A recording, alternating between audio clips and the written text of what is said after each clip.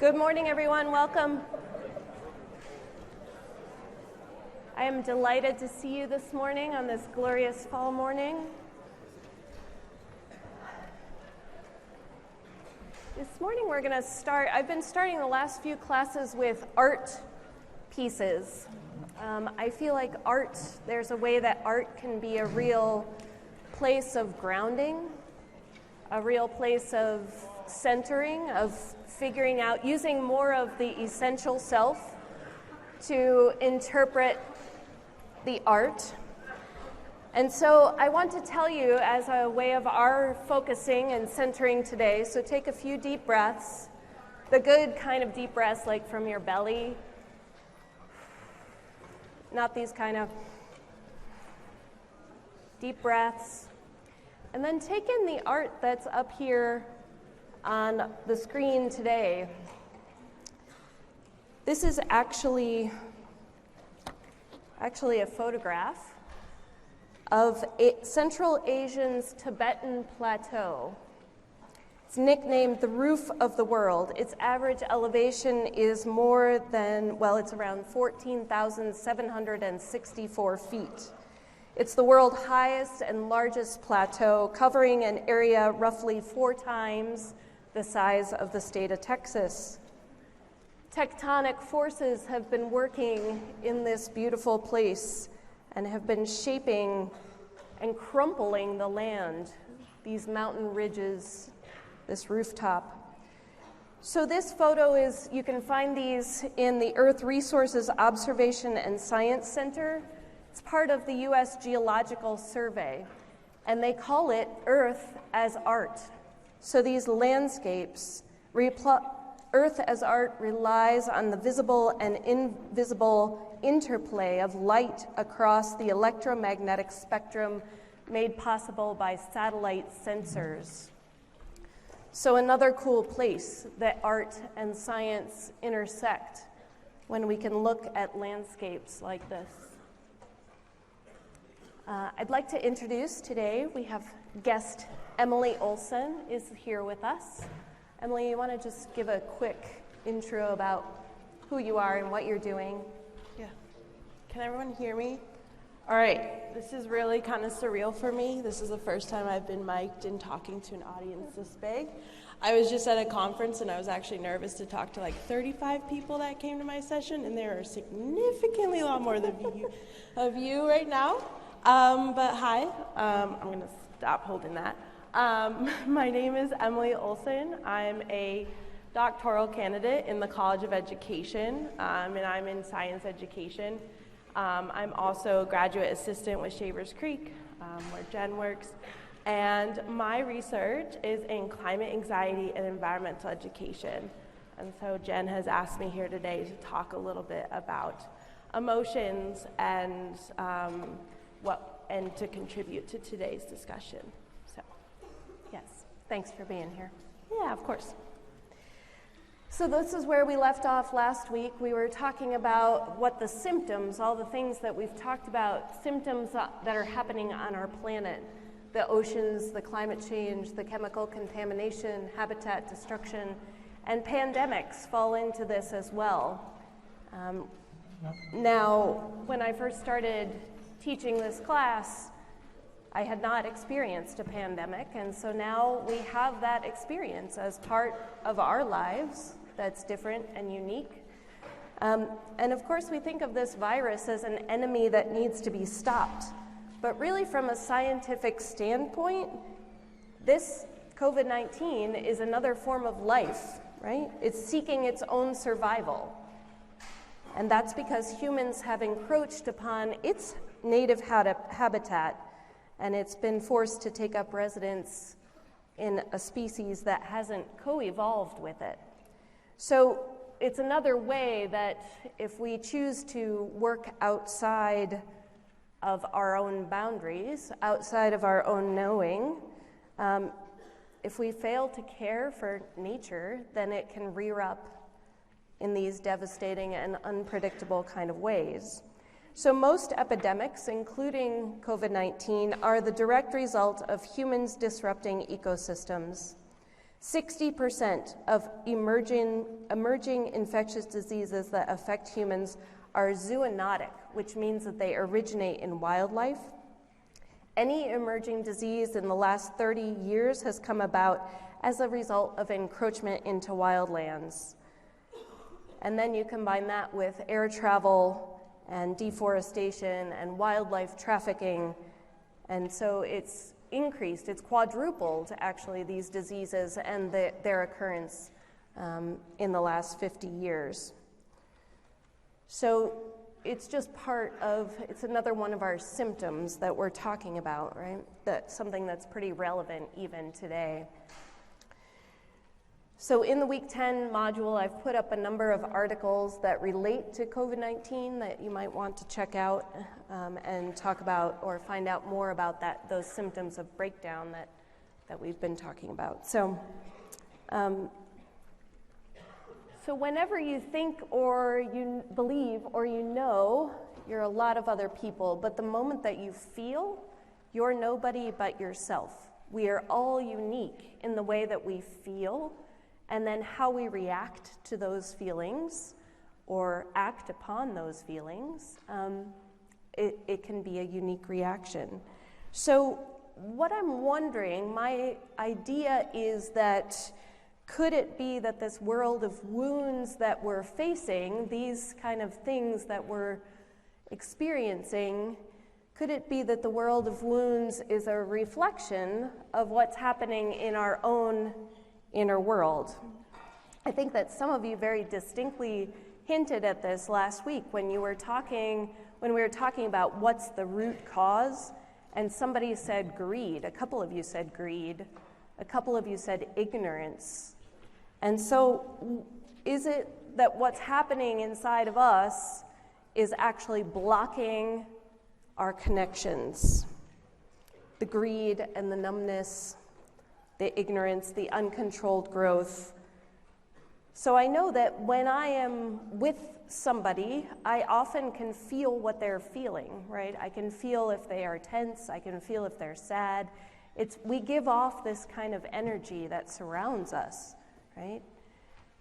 And so what happens when we're giving off that energy is that often it just brings back whatever the energy is. So if I'm having a fantastic day, and then I go into the hub and I run into somebody that I know and I'm having a fantastic day, it often leads to a very good conversation because my energy is shared with that person. The opposite can happen too. So if I'm having a really crappy day and I run into somebody I know and I'm like, yeah, it's just like the worst day ever. Like all these things are going wrong. And then that like brings the other person down. So it sort of breeds in and of itself. And so what happens when we are feeling this inner separation from ourselves that then can show up in the world?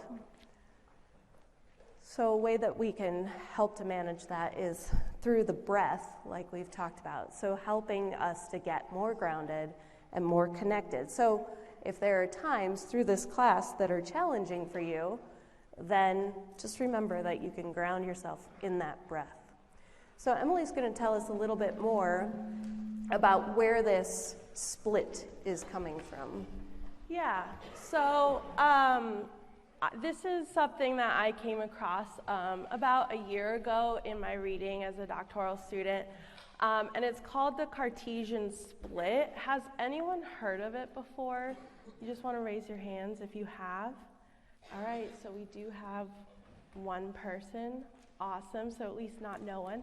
So this might be a little bit of a review for you, but hopefully this is new information for the rest of you. And so the piece that I'm drawing on for the definition of this Cartesian split is Todd and Roberts' piece from 2018.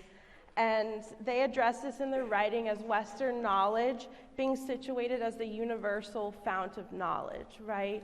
And so Western knowledge is often situated as the only way of knowing, and that is not true. There are multiple ways of knowing. Different cultures have different ways of knowing and different perspectives. There's indigenous ways of knowing as well as Western knowledge. And so I think that's an important thing to keep in mind. Why this is called the Cartesian split is because it's from the influence of René Descartes. Does anyone know, who knows who René Descartes is? You can raise your hand. All right, so we got a few more people who know who René Descartes is. René Descartes was a 1600s French philosopher and mathematician, and he posited the quote, "I think, therefore I am." And so what this does, he wrote this in 1637, just for a little bit of context, and that's about the time that the colonists came to the east coast of this country that we call America. And so what this is this is the ideological separation between the mind, the body, and the spirit. And so the mind is separate from the body, and the body is separate from the spirit. So the spirit, when I talk about spirit, what I mean is like the thing that makes you you, that's not just the knowledge you hold in your mind or the atoms that make up your body, right? So there's these things that the things that you like, the people that you love, the things that make your personality, that make you you, that aren't in your head and aren't in your body. And so this connection between humans and the more than human world or nature has been split due to this ideological convention that has been taken on by Western ways of knowing and Western culture from René Descartes. And so if you think about it, the mind and the body are fostered separately in our Western education system. If you think about it right now, we are sitting in a room and you are learning only with your mind. You're not getting up and moving, we're not outside. There are some forms of education that do that, but right now, and for most K-12, you sit in a classroom and you learn with your mind, and that is separate from, let's say, sports or your PE or your recess or whatever physical activity that you do, right? And so your mind is being fostered separately from your body, and it's also separate from your spirit, who you are, as well as nature. And you can bring elements of who you are to your learning, obviously. But for the most part, those things are fostered elsewhere and not in our Western education system. And so knowledge is discussed, gained, and created, and it's separate from our mind, body, and spirit. And so that's what this is talking about. And we're talking about separation today, and maybe how eventually get into how we can bring that back together. So the way that we're going to approach this is a little bit about how we think about ourselves, right? How we reference ourselves. And so what happens is that often in today, different kinds of labels that we put on ourselves, it's really talking, there's someone who said, the mood of unlove, a deep-seated suspicion that most of us harbor that we cannot be loved or that we are not truly lovable just for who we are. So if you think about your experience and how that is for you, you might want to think about a mirror moment when you look at yourself in the mirror, and some of us will add makeup, some of us will add product to our hair, some of us will put on a hat so that we're hiding. Some of us, when you look in the mirror, what is that saying? Do you, walk into the bathroom in the morning and you're like, hey, hi, here I am. Aren't I beautiful? Isn't this amazing? Like, I'm so glad to be alive today. Is that your mirror experience? Or like, man, it's bad hair day. Well, I guess I'm good enough as I am. A little bit of self-compassion. It's so much easier, it seems, in our days to be compassionate toward other people and less so toward ourselves. How about your self-talk? Tuning into your self-talk. It can happen at the mirror there. Or, you're walking across campus and you drop your water bottle, like, oh my God, I'm so stupid. Like, why did you have to get it? Like, all these things where we beat ourselves up. We have this constant flow of words going through our heads. Scientists say it's like 50 words a minute. So like 3,000 words in a day. You know, we're talking to ourselves constantly, processing our experience of what's happening as we flow through our days. So is your self-talk like a courtroom, like you're, being held accountable for something? Or is it more like a comfy couch in a living room where you can be laid back and talking to yourself with kindness and hospitality? What happens? So if we aren't kind to ourselves, then how is it that we can be in relationship with other people and with the world around us? So my hypothesis is that one of the reasons that we are separated, so separated from nature, and therefore, allow all of the things to go on in the world around us, all of these abuses, so to speak, that we've been talking about, my hypothesis is that because we are separate from ourselves, related to what Emily just said, then it also causes separation from each other, and then it also causes the separation from Earth. So what is our inner true self, right? How can we find our true selves? Are we portraying ourselves as really real when we talk with other people? Or is there parts that we keep hidden inside? So can you imagine a world where there aren't the isms, racism, sexism, speciesism? And I think in order to get there, we have to acknowledge and then work on the relationship with ourselves, being best friends with yourself, opening our heart to ourselves and then to everybody else, opening ourselves to the earth and the world around us. And so, what do you think about this hypothesis? I'd like you to take a moment and talk to your neighbor about it. See what you think.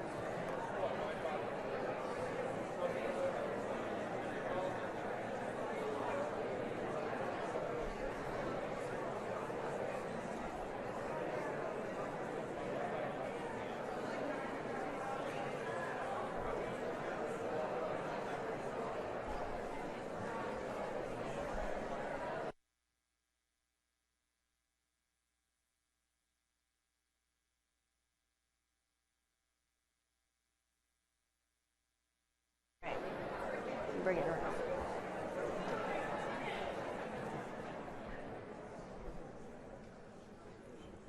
What do you think? I would love to hear a few of your thoughts about this hypothesis.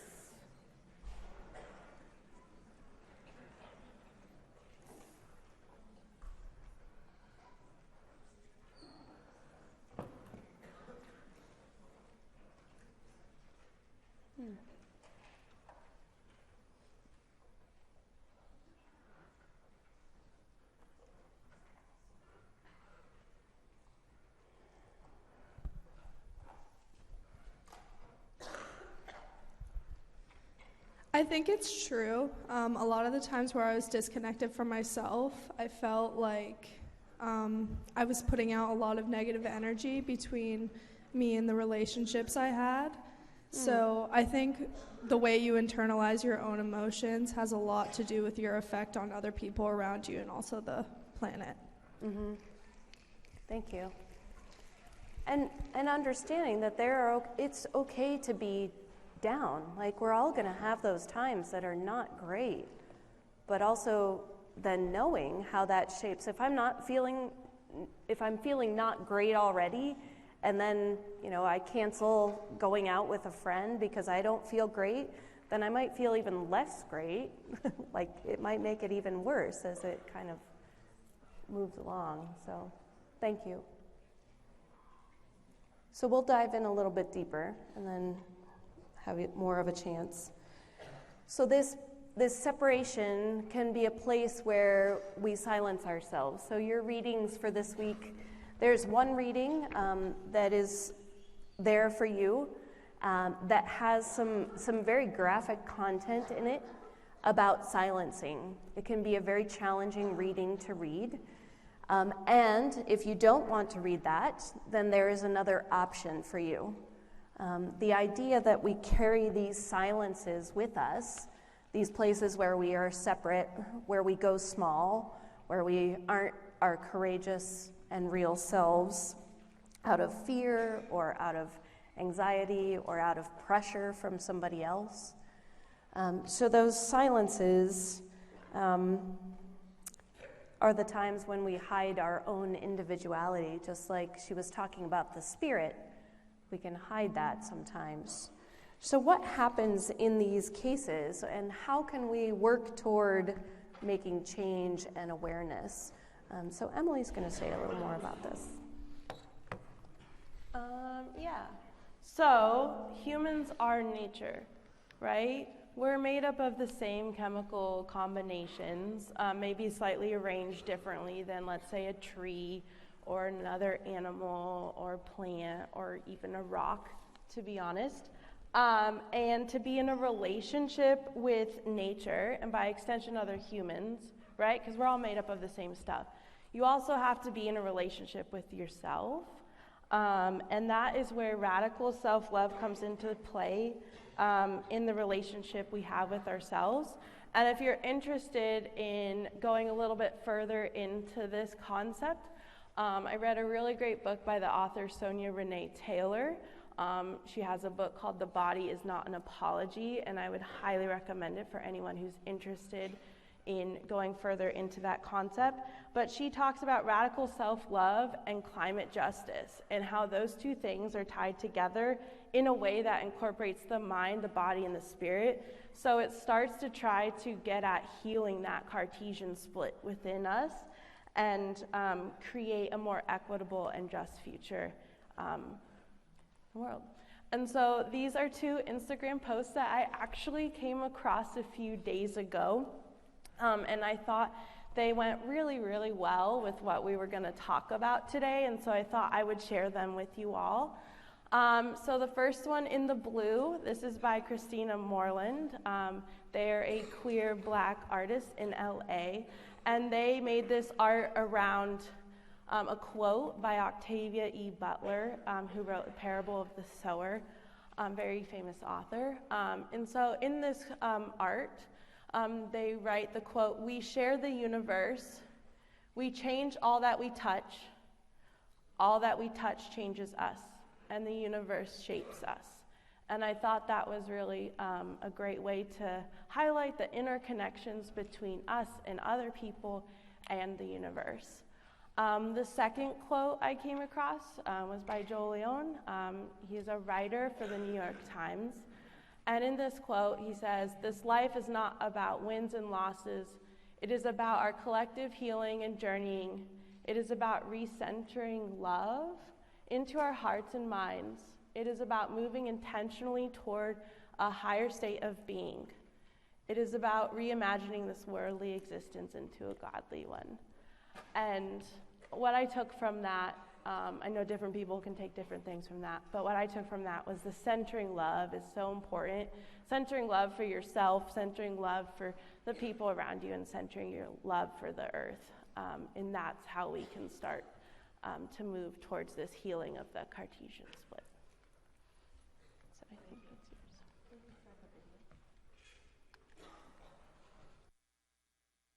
I'd like you to take in this video.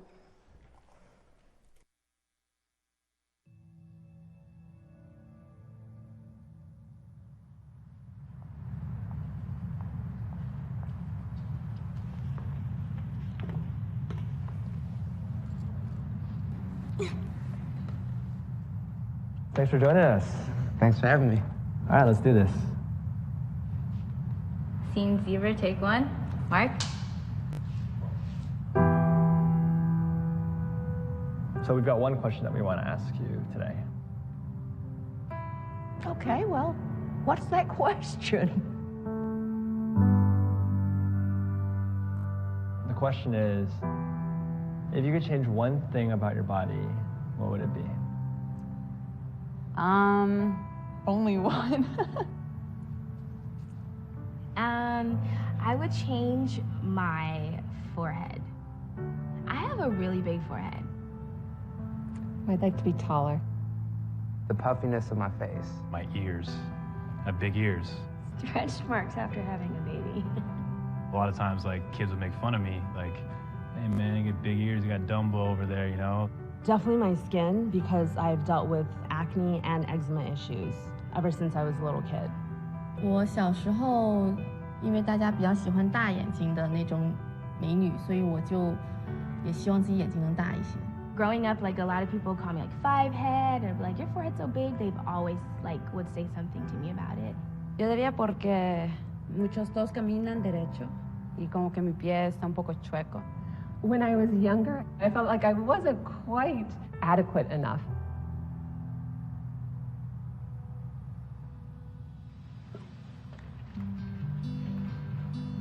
Can you sit on the chair? No.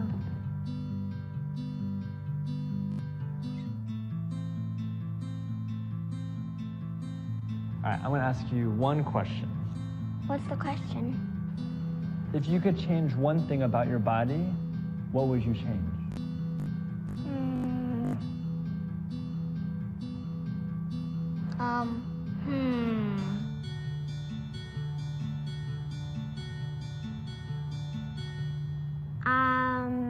You know, have a mermaid tail. Probably like a shark mouth. So I could eat a lot of stuff. I could have teleportation in my body. Extra pointy ears. I want legs like a cheetah so I can run faster like a cheetah. I could have wings so I could fly. I don't think there's anything to change. I like my body actually. Yeah, you wouldn't change anything? Nothing else. Just a mermaid tail.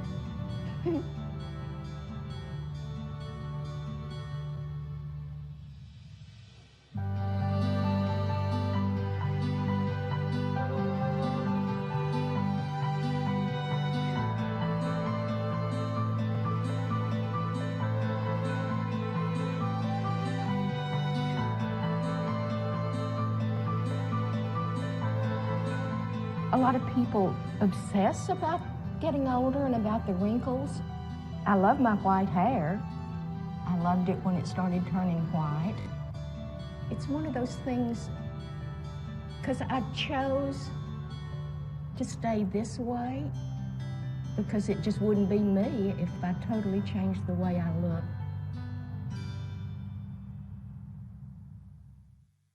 Hey guys, thank you so much for watching the video.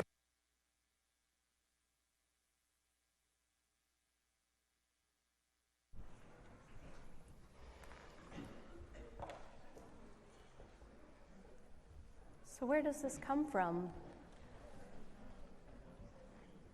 Where does this idea of struggling to love ourselves, struggling to admire who we are, where does it come from? When does it hit?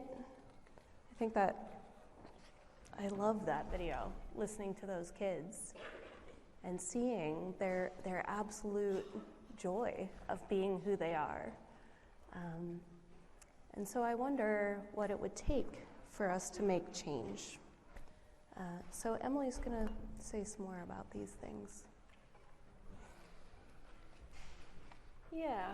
So how can we start to make this change and engage more than just our mind when thinking about climate change and the ecological disasters that are happening around the world and in our own backyard? So we can think about our emotions. That is one way to try to work on this change, and we can work on our emotions, especially related to climate change. And this is a part of our relationships with ourselves, like being introspective. That's a part of your relationship with yourself and relationship with others, as well as your relationship with the more than human world. And so I would like for us, if you feel comfortable, you don't have to, but if you feel comfortable, to talk about with your your group sitting near you how you feel about climate change. Look, whatever emotion you feel, that's valid. So just, so at a certain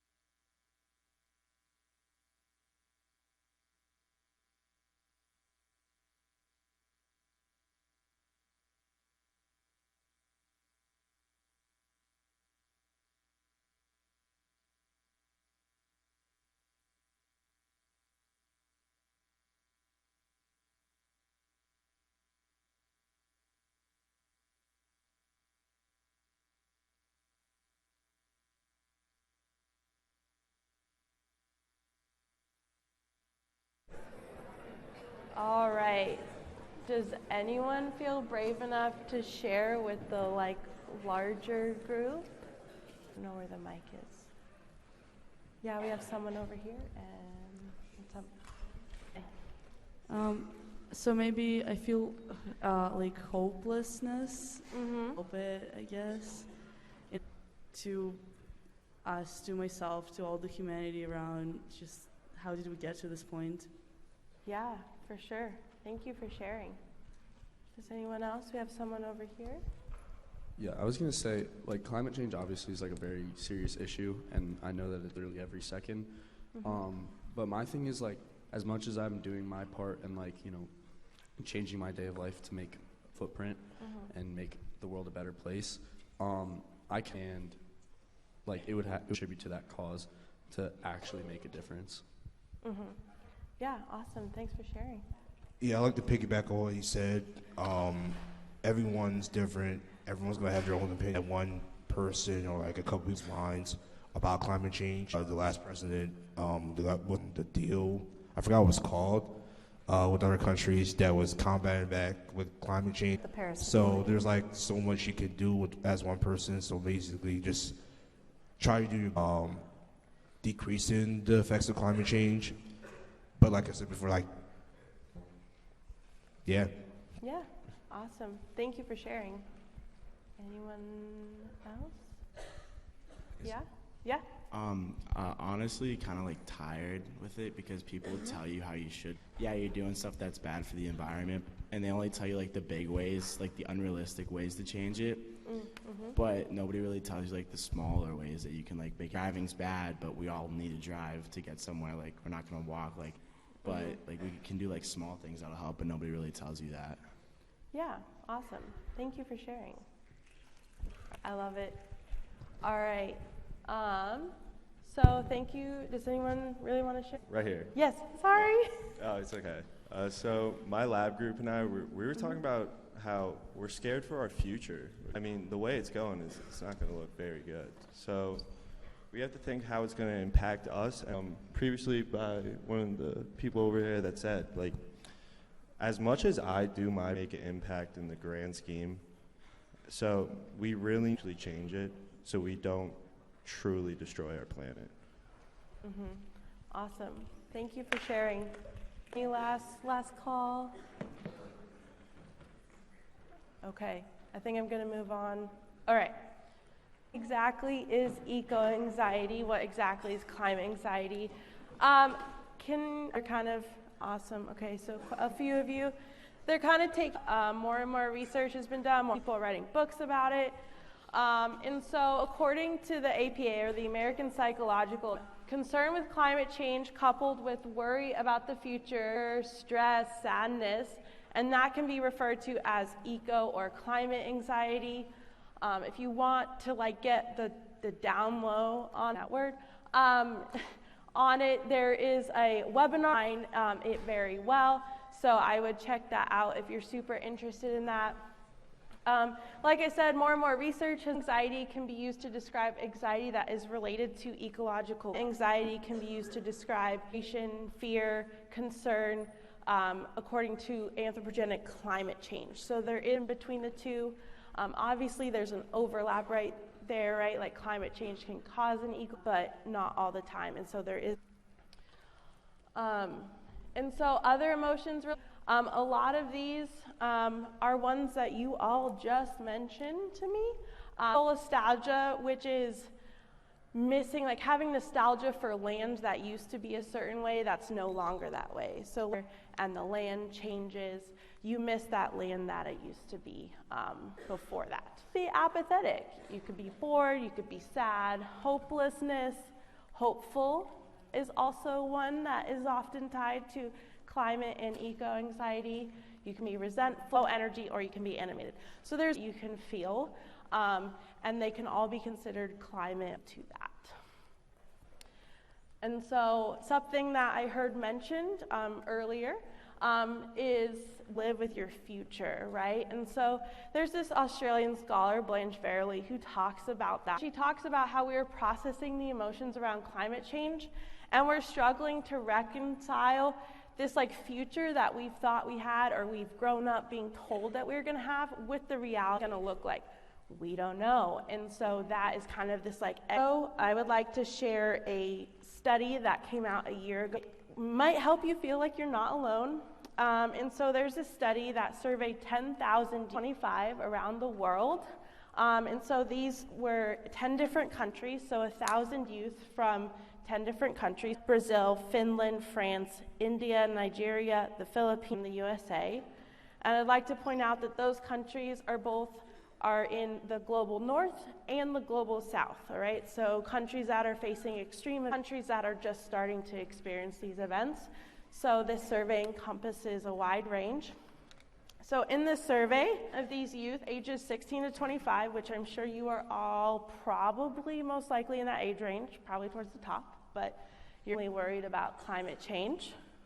84% were over 50% reported feeling negative emotions, such as worry, anger. More than 45% said that these feelings impacted their daily lives. You are definitely not alone. A lot of youth are feeling that, and I'm older than this age range, and I'm feeling you're not alone. 75% said that they think their future is frightening, which I heard expressed earlier as well. Said that they think people have failed to take care of the planet, which I also heard earlier. And so, yeah, a big deal, which is why I'm doing what I'm doing. So you're wondering, I experienced these emotions, now what? It'd be awesome for you to pay attention because you might have people in your life that experience them. And so these are things that I've come up with, literature that I've read, and the people that I've talked to. First one would be to focus on the things that you love and hope not to lose the climate change. Remember for yourself, that love for other people, that love for to talk to about your feelings. So normalizing and validating. So not just sharing it, but if someone shares their feelings with you, not belittling them or saying that it's not valid. And finding and building a community, right? We all do better. Individual action is important. It's to happen. So using your individual action towards the collective, and it's much more effective in the long run, which includes voting. And when and if you have a chance in the world, when you feel safe to do so. I know not everyone may feel safe going out, or help others to feel safe as well. You find a bench and you sit down and you look at a tree, you might be for like calmness that might come over you in a sense of regrounding and centeredness. And remember, it's okay not to be perfect, and the goal is to contribute in the ways that you can, and it will look differently for different folks, and it will look differently on different days. Just always remembering those things. So knowing being able to be you in all of these, that those show up, right? We're going to be working with this in your week 11 lab about what brings you joy and what is the work that needs doing. We'll bring those things together so cool individual you can be doing, or that you can make these sorts of change. knowing that we are not just doing it our way, and the things that we hold as tenets are not always true. These are the people of, if the child is sick, then the family is sick. And if there are several people in the village that needs to take action, and it's impossible for these people to say the forest is their place. It would be imagining us saying, well, you know, my lenses all have to fit together. What does the individual look like? All my ancestors of thousands, the 50,000 generations before us, thousands of generations, hopefully, that will be coming after us. So we're taking care of things that have been gifted to us and that we will gift to others. We belong to something much bigger than just ourselves. Relationship with ourselves, and then be able to work outward with mind. This is your pack back. It takes courage to grow up and to become who you really are. I appreciate your thoughtfulness around these responses, and I hope that you have a beautiful day. Thank you. Thank you, Emily. Woo!